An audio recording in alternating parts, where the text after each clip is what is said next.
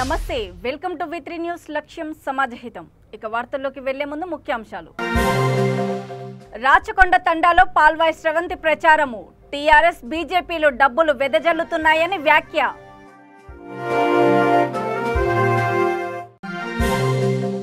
హస్తినాలో రెండో రోజు కేసీఆర్ ఆసక్తిగా మారిన సీఎం ఢిల్లీ టూర్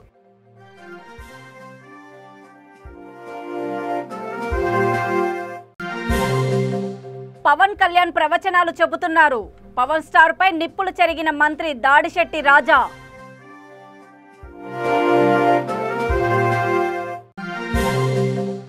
రోడ్ల పరిస్థితిపై మహిళల ఆందోళన కోనసీమ జిల్లాలో జోరు వానలోనూ 2 గంటల పాటు ఆందోళన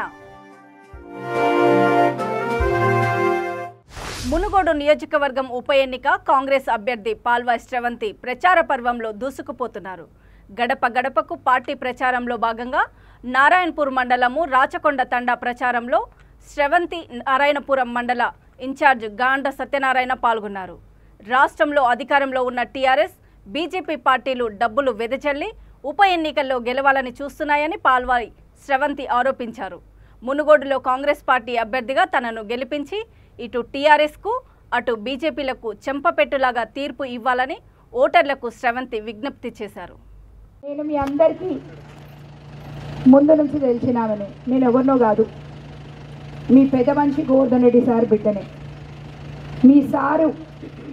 మీ గోవర్ధన్ రెడ్డి సారే ఆ రోజు ఇక్కడున్న గిరిజనులకు భూములు లేవని చెప్పి ఇందిరాగాంధీ గారికి చెప్పి 10,000 ఎకరాలు తీసుకొచ్చి మీ అందరికి ఇచ్చిండ్రు 30 సంవత్సరాల నుంచి మీరు దాంట్లో మన ప్రభుత్వమే బోరేపించింది మీరు బ్యాంకులలో కూడా పెట్టుకొని లోన్లు తెచ్చుకున్నారు వ్యవసాయం చేసుకున్నారు అన్నీ చేసుకున్నారు ఈరోజు టీఆర్ఎస్ ప్రభుత్వం వచ్చిన తర్వాత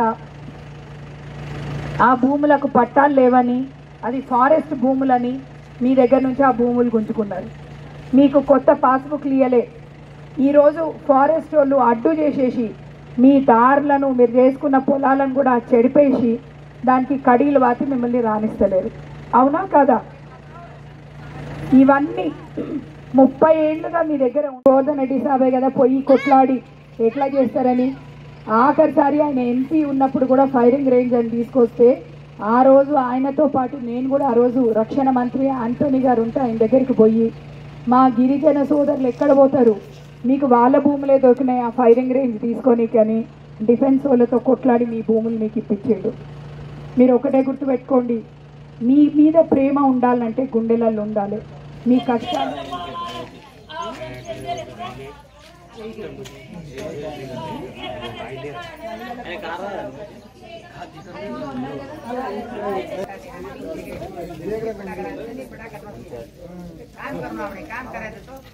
काम कर दो तो देर आपने नहीं करा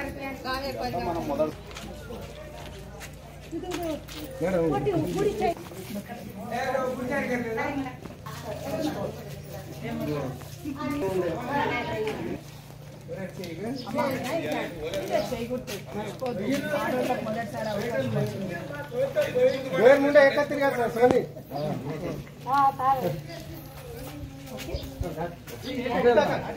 తెలంగాణ ముఖ్యమంత్రి టీఆర్ఎస్ అధినేత కేసీఆర్ హస్తినాకు వెళ్లి 2 రోజులయ్యింది అయితే జాతీయ రాజకీయాల్లో ఎంట్రీ ఇచ్చిన కేసీఆర్ బీఆర్ఎస్ పార్టీని ప్రకటించారు టీఆర్ఎస్ను బీఆర్ఎస్గా మార్చిన తర్వాత ఆయన ఢిల్లీలో అడుగుపెట్టడం ఇదే తొలిసారి కావడంతో ఆయన పర్యటన ఎలా సాగనుంది అనేది ఇప్పుడు ఆసక్తికరంగా మారింది అంతకుముందు ఎస్పీ వ్యవస్థాపకులు ములాయం సింగ్ యాదవ్ అంత్యక్రియల్లో పాల్గొనేందుకు ఉత్తరప్రదేశ్ వెళ్లారు ఇటావా జిల్లాలోని ములాయం స్వగ్రామం సఫయ్యాకు వెళ్లిన ఆయన ములాయం పార్థివ దేహానికి నివాళులర్పించి అంత్యక్రియల్లోనూ పాల్గొన్నారు ఆ తర్వాత నేరుగా హస్తినాకు చేరుకున్నారు కేసీఆర్ వెంట ఆయన కూతురు ఎమ్మెల్సీ కవిత మంత్రి తలసాని ఎంపీ సంతోష్ కుమార్ తదితర నేతలు ఉన్నారు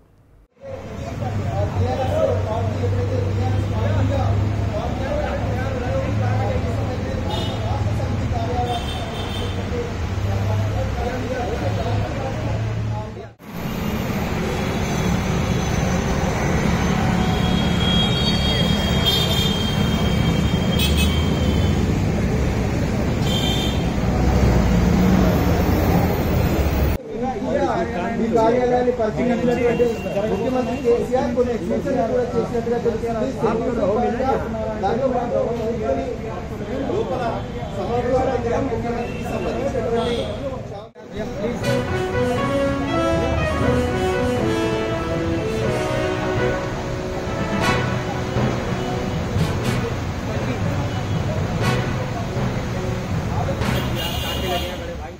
ప్రజాగర్జనను డైవర్ట్ చేయడానికి పవన్ కళ్యాణ్ ఉత్తరాంధ్ర టూర్ పెట్టుకున్నారని మంత్రి దాడిశెట్టి రాజా అన్నారు. కాకినాడలో ఆయన మీడియాతో మాట్లాడుతూ అమరావతి పేరు చెప్పి తన బినామీలతో లక్షల కోట్లు దోచుకోవడానికి చంద్రబాబు ప్రయత్నించారని అన్నారు. ప్రణాళికలో భాగంగా రథయాత్రలు, పాదయాత్రలు చేస్తున్నారని మంత్రి ఆరోపించారు. పవన్కి ఎంత అహంభావం, 5 కోట్ల మందికి వారి అభిప్రాయం తెలియపరచుకునే హక్కు లేదా? ప్యాకేజీ తీసుకొని నువ్వు బాగుంటే సరిపోతుందా అని పవన్ను ఆయన ప్రశ్నించారు. దేశ చరిత్రలో ఎవ్వరికీ ఇవ్వనటువంటి చెప్పుదెబ్బ లాంటి తీర్పు పవన్కు ఇచ్చారు. అయినా ఆయనకు సిగ్గు రాలేదు అన్నారు. బయటకు వచ్చి ప్రవచనాలు చెప్తున్నారని అన్నారు. ఎల్లో మీడియా రోడ్ల మీద నానాయాగి చేస్తున్నారు ఈ రాష్ట్రంలో. నేను ఒకటే ప్రతిపక్షాలని ఎల్లో మీడియాని ప్రశ్నిస్తున్నాను. గత ఉమ్మడి ఆంధ్రప్రదేశ్లో వేసిన రోడ్లు తప్పించి ఏదో అరాకరా రోడ్లు వేసాడు కానీ చంద్రబాబు నాయుడు తన 5 ఏళ్ల పరిపాలనలో రోడ్ల వైపు చూసిన పరిస్థితి ఎక్కడన్నా కనిపించిందా? కనిపించింది. ఎక్కడ కనిపించిందంటే వైట్ పేపర్ మీద రోడ్లు వేయడం, వాళ్ళ కార్యకర్తలు, నాయకులు, చంద్రబాబు నాయుడు, లోకేష్ కలిపి బిల్లులు డ్రా చేసుకోవడం.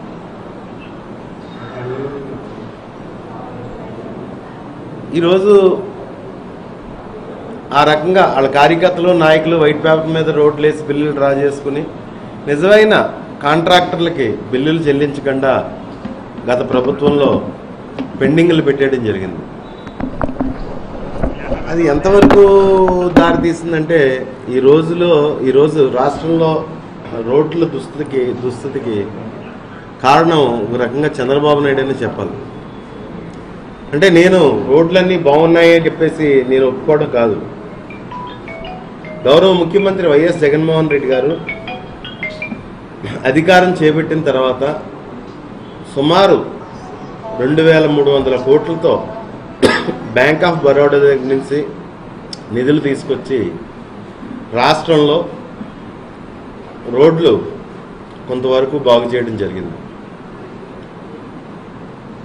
ఈరోజు మీకు నిజంగా చిత్తశుద్ధి ఉంటే 3 రాజధానులకి వికేంద్రీకరణకి మీరు కూడా మద్దతు ఇవ్వండి. లేదు అంటే మీకు సవాల్ విసురుతున్నాను చంద్రబాబు నాయుడు, మీ ఎమ్మెల్యేలతో రాజీనామా చేయించు. ఒక్కరు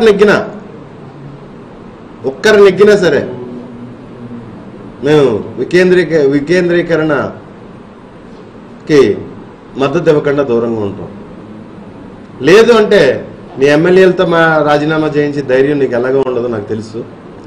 నువ్వు అచ్చెన్నాయుడు రాజీనామా చేయండి. మీ ఇద్దరు నెగ్గినా పర్వాలేదు. మీ ఇద్దరు నెగ్గినా సరే ప్రజలు వికేంద్రీకరణకు వ్యతిరేకంగా తీర్పు ఇచ్చారని చెప్పేసి మేము భావిస్తాం. ఆ దమ్ము కానీ ఆ సత్తా కానీ తెలుగుదేశం పార్టీకి కానీ మీకు కానీ లేదు. ఈ రాష్ట్రాన్ని ఒకే ఎజెండా దోచుకో, పంచుకో, తినుకో అన్న దాని మీదే నువ్వు కానీ ఎల్లో మీడియా కానీ మీ దత్తపుత్రుడు కానీ పనిచేస్తున్నారు, పని చేయబోతున్నారు. ఈ రాష్ట్ర ప్రజలందరూ కూడా అదంతా గమనించారు. గమనించి మీకు ఖచ్చితంగా మళ్ళీ బుద్ధి చెప్తారు, మళ్ళీ బుద్ధి చెప్తారు. మీరు మళ్ళీ పైకి లేకుండా మీకు బుద్ధి చెప్తారని చెప్పేసి తెలియజేసుకుంటూ సెలవు తీసుకుంటాం. అంబేద్కర్ కోనసీమ జిల్లా మండపేట నియోజకవర్గం రాయవరం మండల కేంద్రాల్లో రోడ్ల పరిస్థితిపై మహిళలు ఆందోళన నిర్వహించారు. స్థానిక ఆంధ్ర బ్యాంకు సమీపంలో అధ్వానంగా ఉన్న రోడ్ల నిర్మాణం వెంటనే చేపట్టాలని వారు జోరు వానలోనూ 2 గంటల పాటు తమ ఆందోళనను కొనసాగించారు. ఏండ్ల పాటు రోడ్లు నిర్మాణం చేపట్టకపోవడంతో అవి గుంతలమయంగా మారి చెరువులను తలపిస్తున్నాయని ఆవేదన వ్యక్తం చేశారు.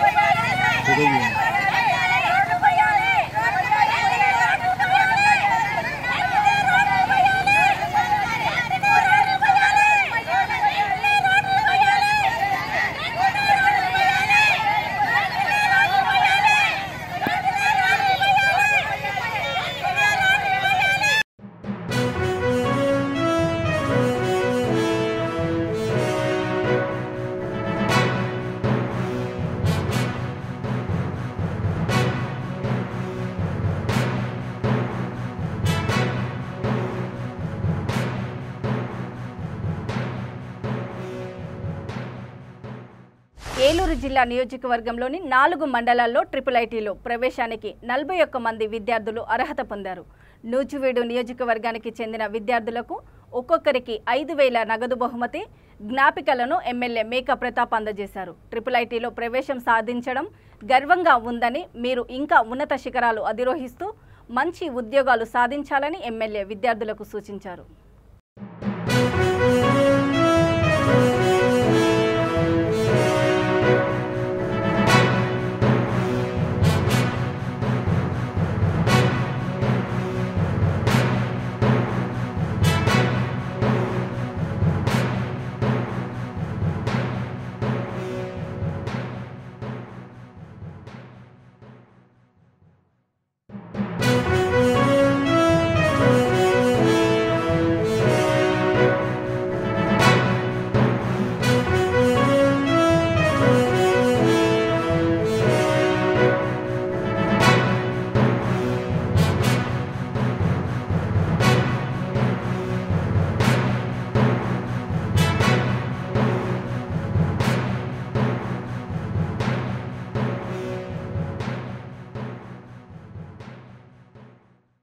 శంషాబాద్ జోను శంకర్పల్లి.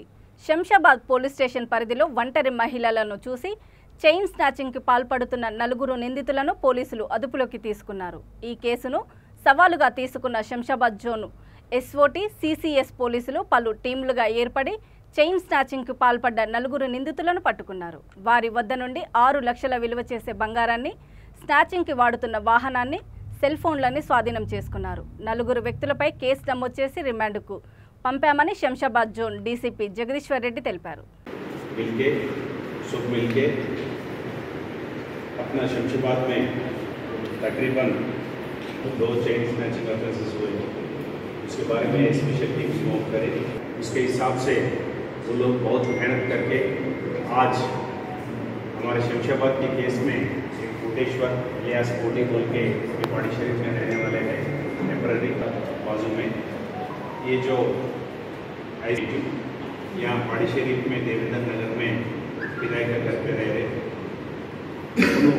उसका गाड़ी पे अकेले अगस्त में, सितंबर में और अक्टूबर में 4, और आरबी नगर में एक चेन स्नैचिंग हुआ और एक जो फूल बेचने वाले। జూలై మాసంలో మనకు ఒక ఆఫెన్స్ జరిగింది. అక్కడ కూడా ఒక సత్యం మన ఇంట్లో ఉంటే 80 ఏళ్ళ ముస్లామే మంచినీళ్ళు ఉన్నాయని వచ్చిండు. వాడు ఒక వివేక్ రెడ్డి అని ఇంజనీరింగ్ గ్రాడ్యుయేట్ ఆడు. వాడు అఫెన్స్ చేసి చైన్ గుంజుకొని పోవడం జరిగింది. సో ఈ విధంగా మనకు ఎంతమంది ప్రొఫెషనల్స్ని అరెస్ట్ చేసినప్పటికీ కూడా కొంతమంది అప్పటికప్పుడు అనుకొని వాళ్ళ లావిష్ ఖర్చుల కోసం డబ్బులు సంపాదించేది అంటే వేరే విధంగా కష్టపడే ఓపిక లేక ఈ విధంగా చైన్ స్నాచింగ్ ద్వారా డబ్బులు వస్తే అవి తీసుకుపోయి అమ్ముకోవడం, తద్వారా వచ్చే డబ్బులతోని లావిష్గా ఖర్చు పెట్టుకొని తిని తాగి ఎంజాయ్ చేస్తూ ఉన్నారు.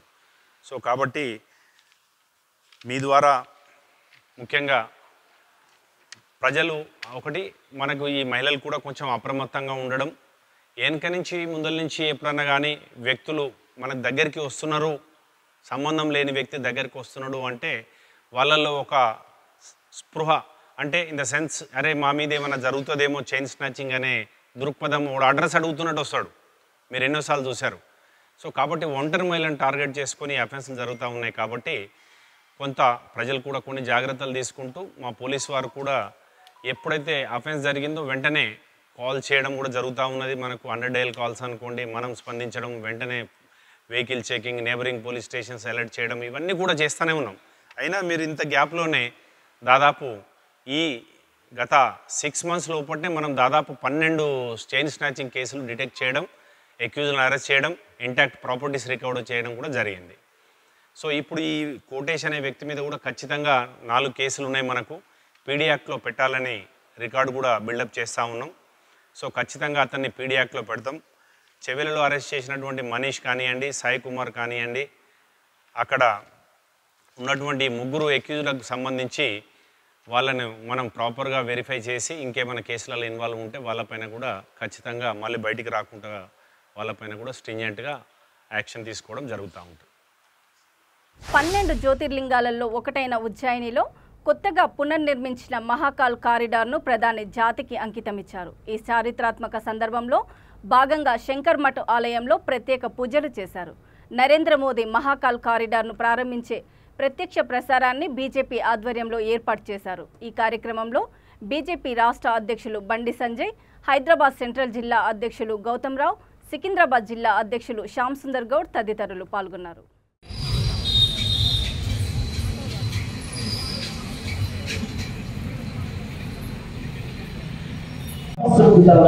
అది ఈ దేశం యొక్క సంస్కృతి తెలుసుకోవాలి. అందుకని అధికారం ఉందని గర్వించడం కాదు. ఈ కథలో చెప్తున్న అంశం, ఈ కథలో 2 అంశాలను చూడాలి.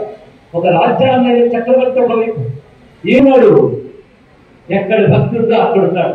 అది పరమేశ్వరుడు ఒక వర్గాలకు అధికారాలకు కాపుకారుడు భక్తి ఉన్న సాగు తెలియజేస్తుంది. ఒక గొప్పవాళ్ళ కోసం 15 ఆలయాన్ని ఏర్పాటు చేసేది స్వామి. ఇక్కడ అంత సువర్ణ ఆలయం చిన్నపిల్లవాడి కోసం ఏర్పాటు చేశాడా అంటే అంటుంది పరమేశ్వరుడు భక్తి ప్రధానం. బంగారు ఆలయం సృష్టించి రాజులను పొగుడుతున్నారు. పైగా ఇతన్ని మేము అన్ని రాజ్యాల్లో ఉన్న గో సంపూర్ణ గొప్ప సంపద, గోవులు కాపాడబడితేనే దేశం. ఆశ్చర్యకరంగా ఉన్నాడు. ఆజాను బాబు బంగారు కాంతులతో ప్రకాశిస్తున్నాడు. ఆయన రాగానే దిక్కులందరూ లేచి నమస్కరించారు. ఆశ్చర్యకరంగా మహాభావ సాక్షాత్కారం జరిగింది. ఎవరయ్యా అంటే పెట్టారు. ఆయన కూర్చున్నాడు కానీ వీళ్ళెవరిని చూడకుండా పిల్లవాడిని చూస్తున్నారు.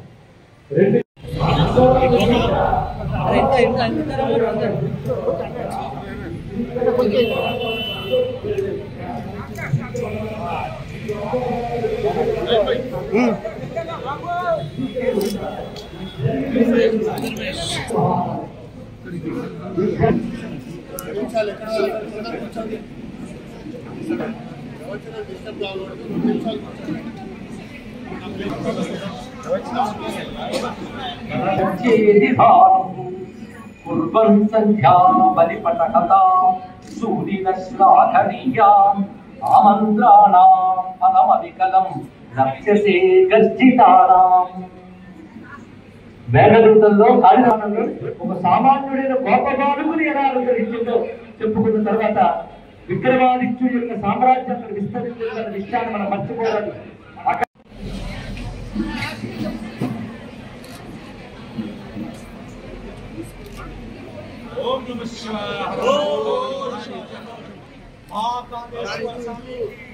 महाकालेश्वराय नमः.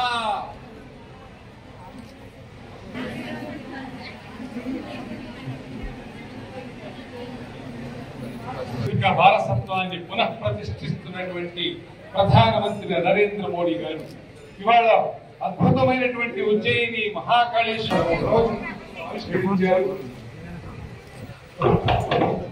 ఆదిలాబాద్ జిల్లా ఇచ్చోడలో గల సైకిల్ టాక్సీ నడిపే చిరు వ్యాపారి షేక్ సలీం 30 ఏళ్లుగా అన్ని రకాల పాములను పడుతూ ఆపదలో ఉన్నవారికి అండగా నిలుస్తున్నాడు. పాము అంటే అది విషపూరితము, కాటు వేస్తే ఎన్నో ప్రాణాలు కోల్పోయిన సందర్భాలు ఉన్నాయి. అయినా ప్రకృతిలో ప్రతి జీవికి జీవించే హక్కు ఉందని, అన్ని రకాల పాములు కాటు వేస్తే మరణాలు సంభవించవని తన యుక్త వయసు నుండి పాములను పట్టే అలవాటు చేసుకున్నాడు. పలు ప్రభుత్వ, ప్రైవేట్ కార్యాలయాల్లో, నివాసాల్లో పాములు ఉన్నాయని సమాచారం అందగానే వెంటనే వెళ్లి వాటిని సురక్షితంగా పట్టి అడవిలో వదిలేస్తున్నాడు.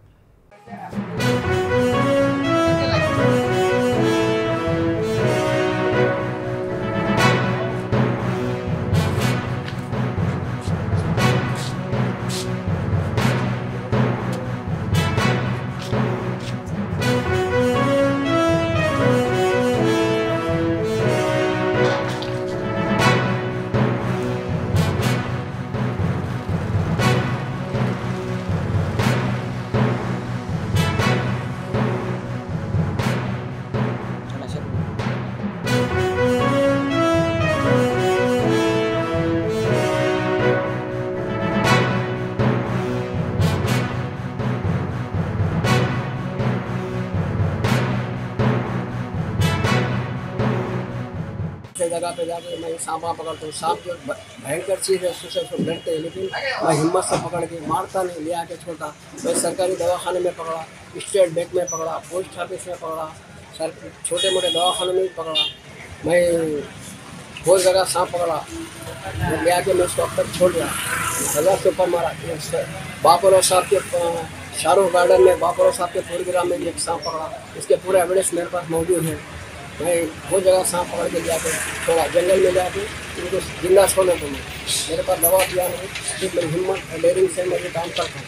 छोटे जब से मेरे को आदत है सांप पकड़ के छोड़ने की, मैं पकड़ता हूँ।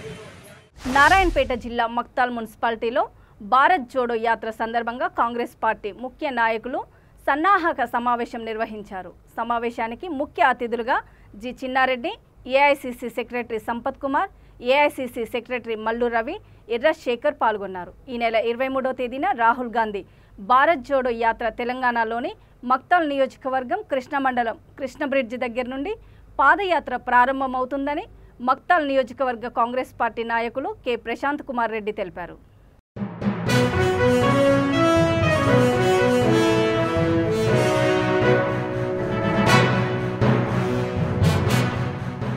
వార్తలు ముగించే ముందు ముఖ్యాంశాలు మరోసారి. రాచకొండ తండాలో పాల్వాయి స్రవంతి ప్రచారము. టీఆర్ఎస్ బీజేపీలు డబ్బులు వెదజల్లుతున్నాయని వ్యాఖ్య.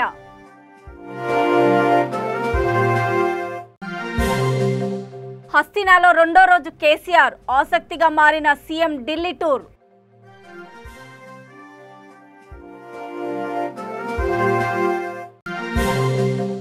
పవన్ కళ్యాణ్ ప్రవచనాలు చెబుతున్నారు.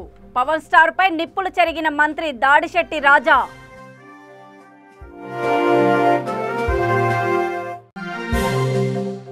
రోడ్ల పరిస్థితిపై మహిళల ఆందోళన. కోనసీమ జిల్లాలో జోరు వానలోనూ 2 గంటల పాటు ఆందోళన.